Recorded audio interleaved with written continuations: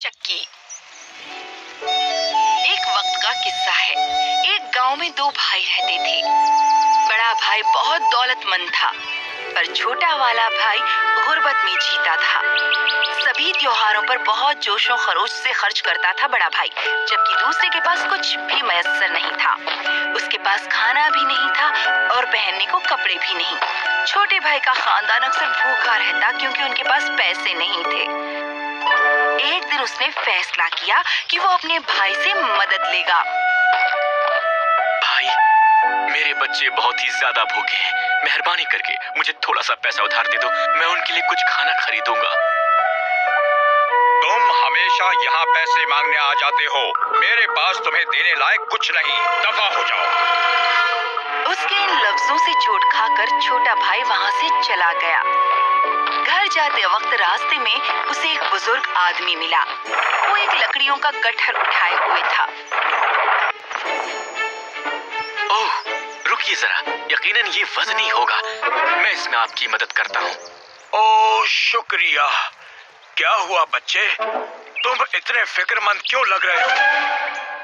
मुझे पता नहीं कि मैं क्या करूं। मेरा खानदान भूखमरी से जूझ रहा है और मैं उनके लिए खाना मुहैया कराने के काबिल नहीं। मैं इतना मजबूर हूं, कुछ समझ नहीं आ रहा। तो ये बात है, मैं तुम्हारी मदद कर सकता हूँ। अगर ये लकड़ियों का गट्ठर मेरे घर पहुँचा दो, मैं तुम्हें ऐसी शय दूंगा जो तुम्हें दौलतमंद बना देगी। मैं करूँगा।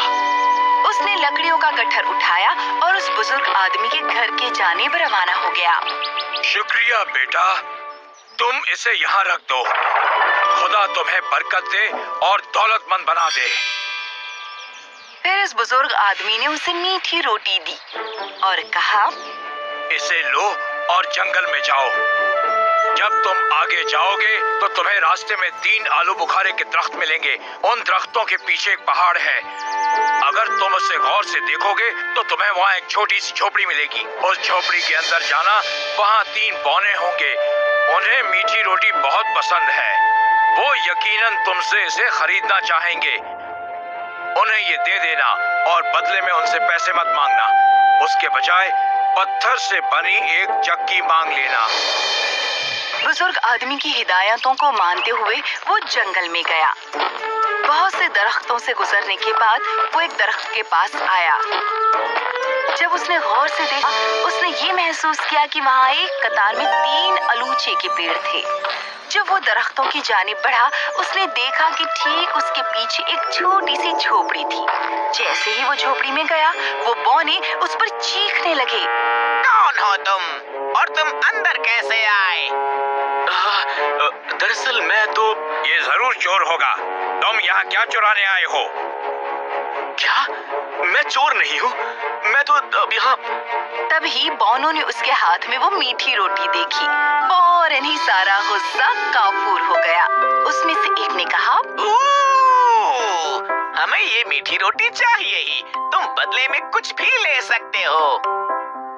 ठीक है, मैं तुम्हें ये दे दूंगा, लेकिन इसके बदले में तुम्हें मुझे पत्थर से बनी हुई चक्की देनी होगी। हम राजी हैं, पर ये याद रखना, ये कोई आम चक्की नहीं है। जब तुम इस चक्की से पीसोगे तो ये तुम्हारी हर ख्वाहिश पूरी करेगी जो तुम मांगोगे। और एक बार जब ये हो जाए तो इसे फिर से लाल कपड़े से ढक देना, इससे ये रुक जाएगी।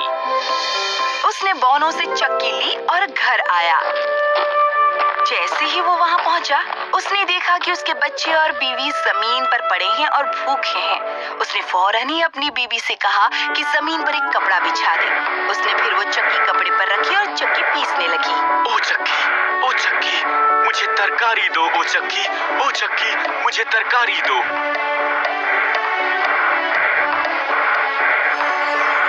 वो चक्की तरकारी पैदा करने लगी। फिर उसने चक्की को लाल कपड़े से ढांक दिया और फौरन ही चक्की ने तरकारी बनाना बंद कर दिया। उसने कपड़ा हटाया और वो फिर से पीसने लगा। चक्की, मुझे चावल दो। चक्की, मुझे चावल दो। चक्की। थोड़े से वक्फे में ही चक्की ने चावल का ढेर लगा दिया। सबने भर पेट खाया।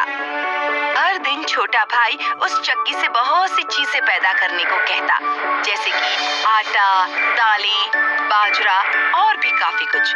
वो फिर उठाकर बाजार में ले जाता बेचने के लिए। इस तरह उसने बहुत सी दौलत कमा ली। जल्द ही वो बहुत दौलतमंद हो गया। उसने अपनी और अपने खानदान के लिए बहुत बड़ा घर बनाया। हर एक के पास अब पहनने के लिए नए कपड़े थे। सब खुश थे सिवाय उस भाई के जो अब बहुत हसद कर रहा था। ये कैसे हो सकता है? कुछ दिन पहले वो मुझसे पैसों की भीख मांगने आया था। अचानक वो इतना दौलतमंद हो गया। कुछ तो गड़बड़ है। बड़े भाई ने खुद को छोटे भाई के घर में छुपा लिया सच्चाई दरियाफ्त करने के लिए। उसे इस राज का पता लगाने में ज्यादा देर नहीं लगी। अगले दिन उसने चक्की चुरा ली और अपने खानदान के साथ गांव छोड़ने का फैसला किया। चलो चले, जल्दी करो, चलो। गांव से थोड़ी दूरी पर समुद्र का साहिल था।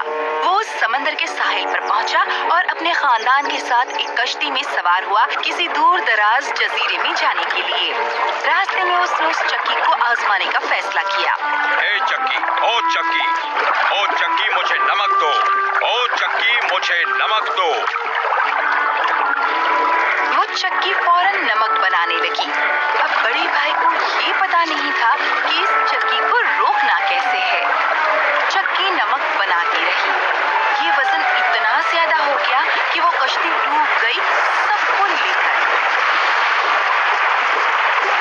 अगर उसने अपने भाई से हसद ना रखी होती तो बड़ा भाई और उसका खानदान हंसी खुशी रह सकते थे। इसीलिए हमें दूसरों से हसद नहीं करनी चाहिए और हमारे पास जो है उसमें खुश रहना चाहिए। और यही होता है जब हम ज्यादा की ख्वाहिश करते हैं। आप खुद का मुकाबला अपने दोस्तों के साथ ना करें और अपने माँ बाप से नए खिलौनों की फरमाइश ना करें या अपने दोस्तों के साथ ना लड़ें क्योंकि उनके पास आपसे बेहतर खिलौने हैं। बड़े भाई ने यही किया और हम सबने देखा कि क्या हुआ। मुझे बताओ, क्या तुम कभी किसी और से हसद रखोगे? कभी नहीं, हम कभी ये खता नहीं करेंगे। हाँ, कभी नहीं, हम ये कभी नहीं करेंगे।